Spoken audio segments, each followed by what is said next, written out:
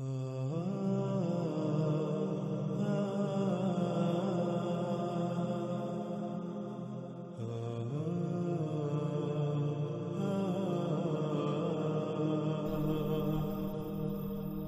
اسی طرح اللہ سبحانہ وتعالیٰ آگے کہتے ہیں، کیا نہیں سیر کی زمین میں، پس دیکھا کیسا ہوا تھا انجام ان کا جو ان سے پہلے تھے، اور وہ تھے ان سے کہیں زیادہ بڑھ کر قوت میں، یعنی اسلحہ و بارود، مشینوں، یہ جو ٹیکنالوجی ہے جسے آج انسان قوت کا نام دیتا ہے، ان میں ان سے کئی گنا، یعنی آج کے موجودہ انسانوں سے کئی گنا بڑھ کر تھے۔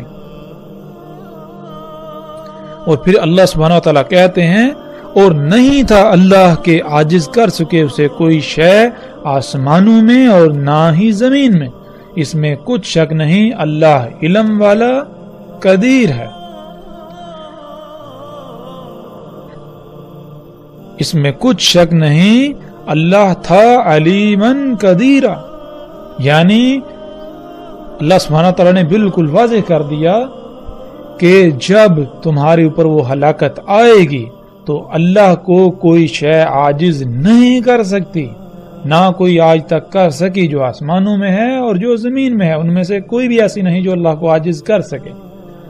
یعنی جب وہ ہلاکت آئے گی تو اس ہلاکت کو کوئی بھی تم سے موڑ نہیں سکے گی، کوئی بھی تمہیں بچا نہیں سکے گی، کوئی شے جو جی چاہے تم بنا لو۔ کیوں؟ کیونکہ اللہ سبحانہ و تعالیٰ نے اس کائنات کو علم کے ساتھ اور قدر کے ساتھ خلق کیا ہے۔ قدر کے ساتھ خلق کرنا کیا ہے، قدیر ہونا کیا ہے، انشاءاللہ جیسے جیسے ہم آگے بڑھیں گے تو اس پر بھی انشاءاللہ اللہ کے فضل سے کھل کر صراحت کے ساتھ بات ہوگی، اپنے موضوع کے مطابق اور اپنے وقت پر۔ اسی طرح ناظرین چند اور آیات ہیں جو آپ کو سکرین پر نظر آ رہی ہوں گی، اور ان تمام آیات کو جب سامنے رکھیں تو اللہ سبحانہ و تعالیٰ نے بالکل واضح کر دیا کہ تمام کے تمام رسول جو بھیجے بینات کے ساتھ، انہوں نے ہر امت کو اس سے ڈرایا جو کچھ وہ کر رہے تھے۔ وہ کیا کر رہے تھے؟ وہ ایسی تخلیقات کر رہے تھے، ایسی ایجادات کر رہے تھے جن کو وہ آسائشوں، سہولتوں، آسانی اور ترقی کا نام دیتے تھے، اور اسی ترقی کو، اسی آسائشوں، سہولتوں کا جنہیں وہ نام دیتے تھے، اسی سے تمام کے تمام رسولوں نے آ کر ڈرایا۔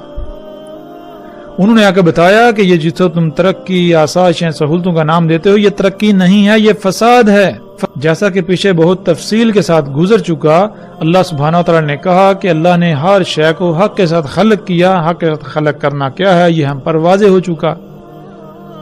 تو وہ تمام کی تمام قومیں اس کا کفر کر رہی تھیں، اور آج جب ہم دیکھیں تو بالکل وہی انہی قوموں کے نقش قدم پر چلتے ہوئے آج بھی انسان بالکل وہی سب کر رہے ہیں۔ انشاءاللہ ہم جیسے جیسے آگے بڑھیں گے ایک ایک قوم کے اوپر بہت تفصیل سے بات کریں گے، لیکن وہ آگے جا کر جب موقع آئے گا ہر قوم کے اوپر جتنی قومیں ہلاک ہوئیں، کیوں ہوئیں، ہر چیز کے اوپر ہر لحاظ سے مزید کھول کھول کر بات کریں گے۔ لیکن اب ہم بڑھتے ہیں آگے۔ گزشتہ آیات میں ناظرین آپ نے دیکھا کہ اللہ سبحانہ و تعالیٰ نے بار بار زمین میں گھومنے پھرنے، سیر کا ذکر کیا، اور بار بار یہ سوال کیا کہ کیا تم نے نہیں دیکھا، کیا تم نے نہیں دیکھا، کیا نہیں دیکھا؟ یعنی پہلی قوموں کا انجام کیا ہوا وہ نہیں تم نے دیکھا، تم نے ان کے آثار نہیں دیکھے۔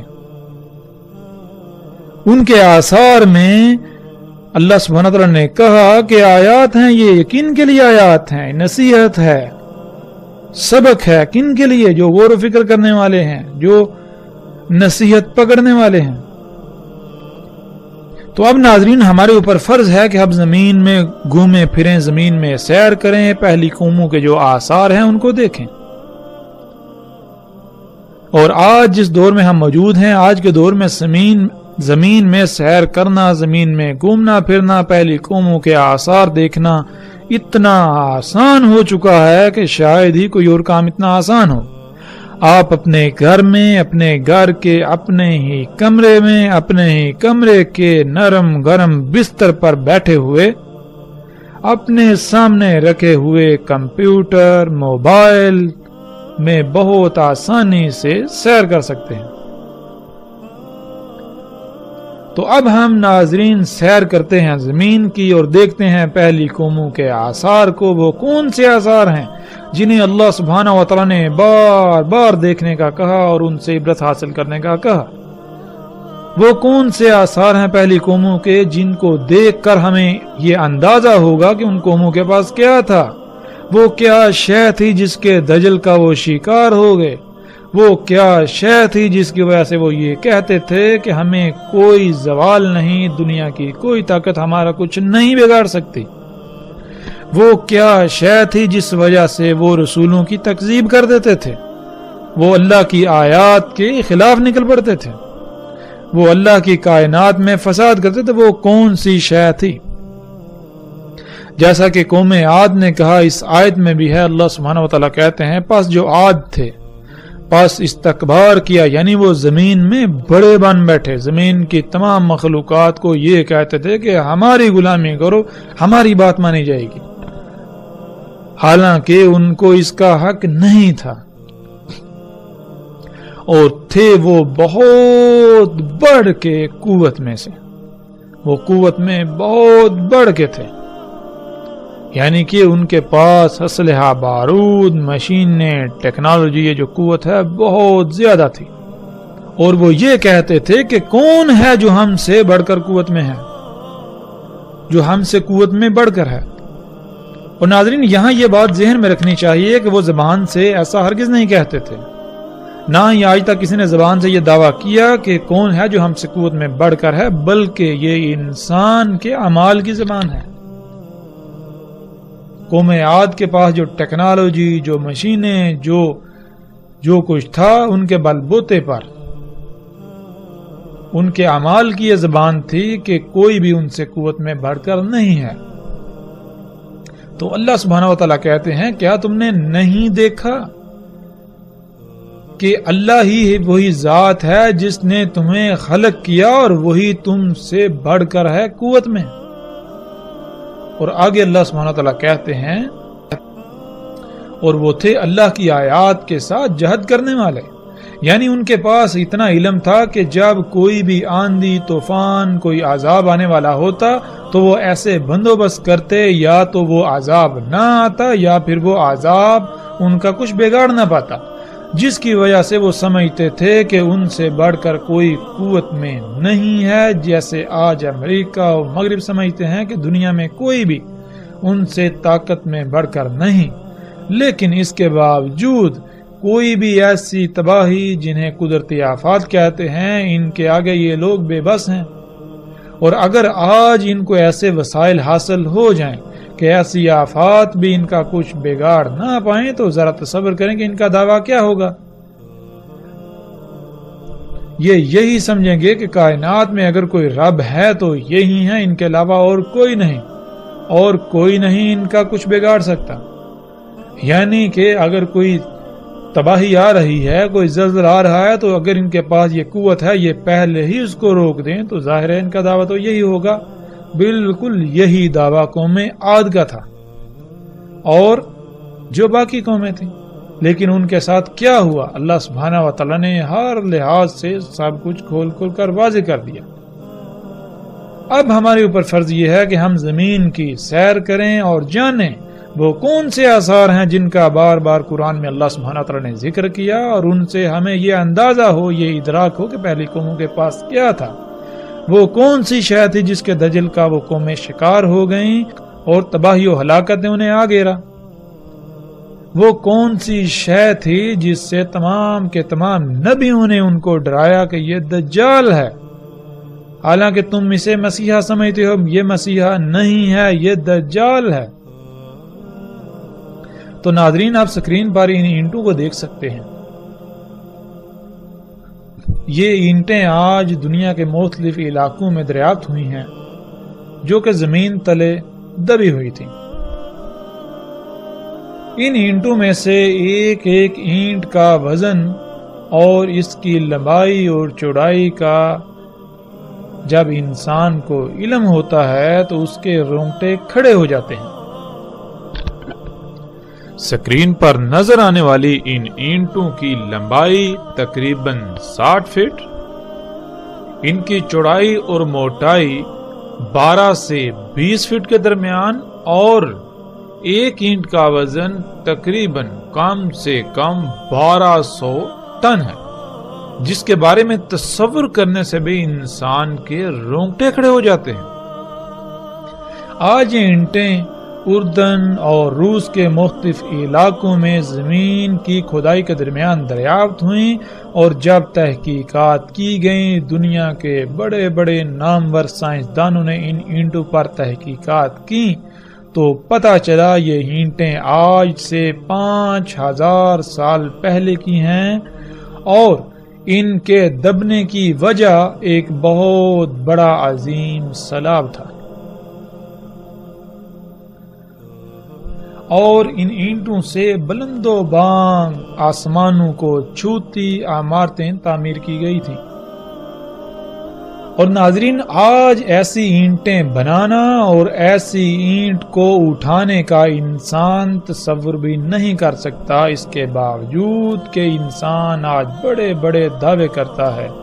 کہ وہ قوت میں بہت بڑھ کر ہے، اس کے بعد اس کے پاس بڑی بڑی مشینیں۔ آج انسان کے پاس جتنی بھی مشینیں ہیں ان کئی مشینوں کو جمع کرنے سے بھی ان اینٹوں کو اٹھانا اور اٹھا کر کسی مقام پر رکھنا یا ان سے کسی دیوار کی تعمیر کرنا انسان کے خواب و خیال سے بھی باہر ہے۔ تو ناظرین، ہم غور کریں کہ وہ کون سی شے تھی جس شے سے ان انسانوں نے یہ اتنی بڑی بڑی اینٹیں بنائیں، اور وہ کون سی شے تھی جس سے اتنی بڑی بڑی اینٹوں کو اٹھا کر ان سے عمارتیں تعمیر کی گئیں۔ ان اینٹوں میں غور و فکر کرنے سے رائے برابر بھی شک نہیں رہتا جو قرآن میں اللہ سبحانہ وتعالی نے کہا کہ تم پہلی قوموں کے 10% کو بھی نہ پہنچے اور نہ پہنچ سکتے ہو۔ تو ناظرین، آج ہم جو مشینیں دیکھتے ہیں یہ بڑی بڑی غیر معمولی قوت کی حامل مشینیں، یہ ان قوموں کا 10% بھی نہیں ہے۔ یہی وہ مشینیں تھیں جن کے دجل کا وہ لوگ شکار ہو گئے، یہی وہ ایجادات تھیں انسان کے اپنے ہی ہاتھوں سے کی ہوئی جن کے دجل کا وہ شکار ہو گئے، اور وہ سمجھتے تھے کہ یہ تو سہولتیں ہیں، یہ تو مسیحا ہے، یہ تو فائدے کی اشیاء ہیں، لہذا دنیا میں خوب انجوائے کرو، عیاشیاں کرو، مزے لوٹو، آسانیاں، سہولتیں۔ ناظرین، آج جن سائنسدانوں نے، بڑے بڑے نامور سائنسدانوں نے ان اینٹوں کے اوپر تحقیقات کی تو انہوں نے یہ بات کی کہ اول تو یہ کام انسان کا نہیں ہے، اور اگر کسی بھی صورت یہ یقین دلا دیا جائے یا یہ مان لیا جائے کہ یہ کام انسان کا ہی ہے تو جن انسانوں نے یہ کام کیا وہ موجودہ انسانوں سے اس قدر ٹیکنالوجی میں بڑھ کر تھے کہ آج کا انسان اس کا تصور بھی نہیں کر سکتا۔ اسی طرح ناظرین، سکرین پر نظر آنے والے یہ بلاکس جنہیں ایچ بلاکس کہا جاتا ہے، ان کی تصاویر آپ دیکھ رہے ہیں۔ یہ بلاکس بھی زمین میں دفن ہوئے دریافت ہوئے۔ ناظرین، یہ بلاکس ایسے ہیں کہ آج دنیا کے بڑے بڑے نامور سائنسدانوں اور دنیا کی بڑی بڑی نامور یونیورسٹیوں، ریسرچ سینٹروں، اداروں نے ان پر تحقیقات کی تو وہ اس بات کو بتانے سے قاصر ہیں کہ بلاکس کیسے بنائے گئے، ان کو کیسے تراشا گیا، ان کا وزن، ان کا ڈیزائن، ان کو تراشنا آج کے دور میں ناممکن ہے۔ ان بلاکس کو اتنی صفائی کے ساتھ اور ریاضی کے پیچیدہ ترین اصولوں کے تحت کیسے تراشا گیا؟ ان بلاکس کو ان نظر آنے والے ڈیزائنز میں کس طرح کاٹا گیا؟ ان تمام سوالات کے جوابات دینے سے آج دنیا کے بڑے بڑے سائنسدان قاصر ہیں۔ وہ بالکل ایسے ہیں گویا کہ ان کے منہ میں زبان ہی نہ ہو۔ اور پھر وہی بات، وہ یہی کہتے نظر آتے ہیں کہ اول تو یہ کام انسان کا نہیں ہے، کیونکہ ریاضی کے اتنے پیچیدہ ترین اصولوں قوانین کی بنیاد پر ان بلاکس کو تراشنا اور جن ڈیزائنوں میں یہ بلاکس تراشے گئے یہ ناممکن ہے۔ اور اگر یہ یقین دلا دیا جائے یا یہ مان لیا جائے کہ یہ حقیقتاً انسانوں کا کام ہے، تو جن انسانوں نے یہ کام کیا، جن انسانوں نے یہ بلاکس تراشے، وہ آج موجودہ انسانوں سے نہ صرف ٹیکنالوجی میں انتہائی غیر معمولی حد تک آگے تھے، بڑھ کر تھے، بلکہ وہ انتہائی غیر معمولی ذہانت رکھنے والے تھے، اور آج کا انسان ان کا مقابلہ کرنے کا تصور بھی نہیں کر سکتا۔ پھر اسی طرح ناظرین، جو تصاویر ابھی آپ سکرین پر دیکھ رہے ہیں، یہ خطہ ہند میں ملک پاکستان کے صوبہ سندھ کی ہیں، جنہیں دنیا موہنجو داڑو اور ہڑپا کے نام سے جانتی ہے۔ ناظرین، بہت عرصہ تک یہ تباہ شدہ شہروں کے کھنڈرات دنیا کی توجہ کا مرکز بنے رہے۔ بڑے بڑے نامور سائنسدانوں نے ان کے اوپر تحقیقات کی، دنیا کی یونیورسٹیوں کی بڑی بڑی نامور ٹیموں نے ان پر تحقیقات کی، لیکن وہ کسی نتیجے پر پہنچنے سے قاصر رہے۔ اور پھر دوسری جنگ عظیم میں امریکہ نے جب جاپان کے 2 شہروں پر ایٹمی بم پھینکے اور اس کے بعد صنعتی انقلاب کے نام سے فساد دن بدن بڑھتا رہا، اور آج جب انسان کو مزید غیر معمولی فزکس، کیمسٹری اور ریاضی کے قوانین پر عبور حاصل ہوا، تو سائنسدانوں نے ایک بار پھر ان کھنڈرات پر تحقیقات کی۔ جب تحقیقات کی تو پتہ چلا کہ ان علاقوں کی مٹی میں بالکل وہی ریڈیشنز پائی جاتی ہیں جو ریڈیشنز ان جگہوں پر پائی جاتی ہیں، ان جگہوں کی ان اشیاء میں پائی جاتی ہیں جہاں پر 1945 میں امریکہ نے ایٹم بم پھینکے تھے، یعنی ہیروشیما اور ناگاساکی۔ ہیروشیما اور ناگاساکی میں جہاں پر امریکہ نے ایٹم بم گرائے، ان جگہوں کی مٹی، پتھروں اور مختلف اشیاء میں جو ریڈیشنز پائی جاتی ہیں، بالکل وہی ریڈیشنز ان مقامات پر پائی جاتی ہیں۔ یعنی نتیجہ کیا نکلا؟ نتیجہ یہ نکلا کہ رائے برابر بھی یہ شک نہ رہا کہ یہ تہذیبیں ایٹم بم کی وجہ سے تباہ ہوئیں۔ پھر جیسے جیسے مزید تحقیقات کی گئیں تو پتہ چلا یہ انتہائی جدید ترین شہر تھے، انتہائی وسائل کے حامل شہر، اور یہ شہر ایٹمی بم کے حملے میں تباہ ہوئے، بالکل اسی طرح جس طرح جاپان کے شہر ہیروشیما اور ناگاساکی تباہ ہوئے۔ اور جب ہم قرآن میں دیکھیں تو اللہ سبحانہ و تعالیٰ کیا کہتے ہیں؟ اللہ سبحانہ و تعالیٰ حیران کن یہ بات کرتے ہیں۔ اللہ سبحانہ و تعالیٰ کہتے ہیں کذبت ثمود وعاد بالقاریہ، تکذیب کی تھی قوم عاد اور قوم ثمود نے القاریہ سے۔ القاریہ کسے کہتے ہیں؟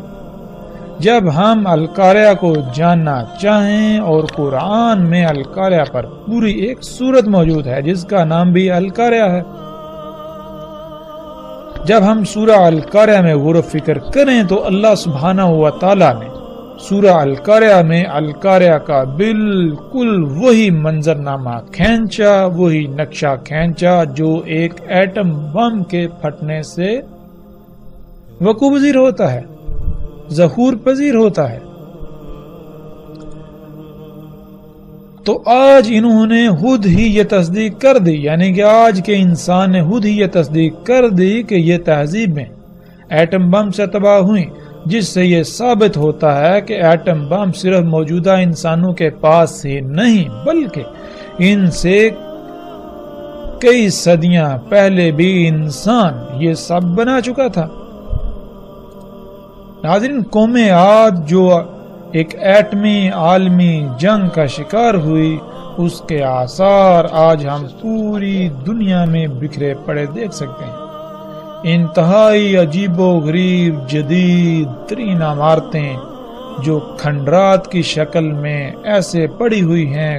گویا کہ ایک عظیم طوفان، انتہائی تیز رفتار شدت کی ہوا نے انہیں تہس نہس کر دیا ہو۔ اور بالکل جب ایٹم بم پھٹتا ہے تو بالکل ایسا ہی طوفان پیدا ہوتا ہے جس کا اللہ سبحانہ و تعالیٰ نے قرآن میں ذکر کیا، اور ایٹم بم سے پیدا ہونے والی لہروں میں جو آواز پائی جاتی ہے وہ بھی بالکل وہی آواز ہے جس کا اللہ سبحانہ و تعالیٰ نے قرآن میں ذکر کیا، ریحن سرسرن۔ یعنی کہ اگر آپ یوٹیوب پر جائیں یا اگر آپ ان لوگوں سے پوچھیں جنہوں نے ایٹمی بم کے تجربات کیے اور جو لہریں جو ہوا اس سے پیدا ہوئی اس میں کیسی آواز پائی جاتی ہے، تو آپ کو بتائیں گے بالکل وہی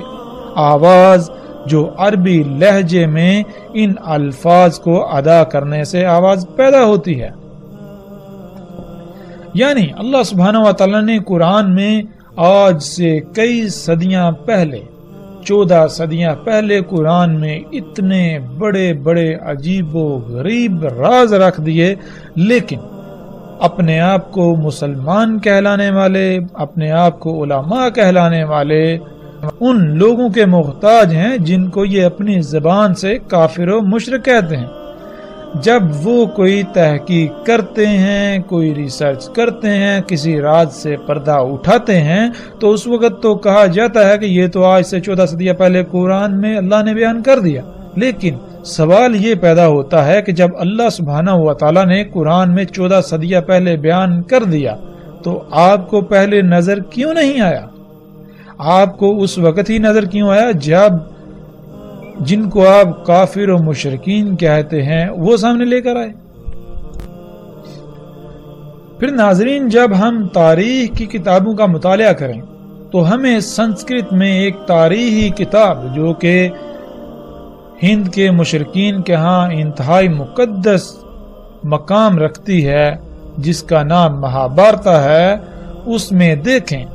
تو اس میں ایسی تحریریں موجود ہیں جس میں یہ لکھا ہے کہ اس خطے پر یعنی موہنجو داڑو اور ہڑپا اس علاقے کا ذکر کرتے ہوئے، اس علاقے کے خد و حال بیان کرتے ہوئے یہ کہا گیا کہ اس خطے پر تسلط جمانے کی غرض سے دنیا کی کچھ طاقتیں آپس میں لڑ رہی تھیں، اور وجہ کیا تھی؟ وجہ یہ تھی اس خطے میں زیر زمین قدرتی وسائل تھے، یعنی زیر زمین ایسی اشیاء تھیں جو انتہائی قیمتی تھی، جن کی وجہ سے، جن کے حصول کے لیے دنیا کی کچھ طاقتیں یعنی دنیا کی 3 طاقتیں آپس میں لڑ رہی تھیں، اور تینوں میں سے ہر ایک کا یہی لالچ تھا، ہر ایک کا یہی مقصد تھا کہ وہ غالب آ جائے اور یہ وسائل اس کی ملکیت میں چلے جائیں اور یوں وہ پوری دنیا پر اپنا تسلط قائم کر لے۔ بالکل ویسا ہی نقشہ جیسا کہ آج امریکہ، روس اور چین وغیرہ کی سرپرستی میں دنیا 3 حصوں میں تقسیم ہو کر خام تیل کے نام پر یا قدرتی وسائل کے نام پر شام و عراق کو اپنا مرکز بنائے ہوئے لڑ رہی ہے، پھر مہابھارت اور ملنے والی تحریروں میں جو تحریر ہے وہ یہ کہ ان شہروں کے باسیوں کو 7 دنوں میں شہروں کو خالی کرنے کی مہلت دی گئی، اور 7 دن بعد دنیا میں ایک عالمی جنگ کسی صورت پیدا ہو گئی۔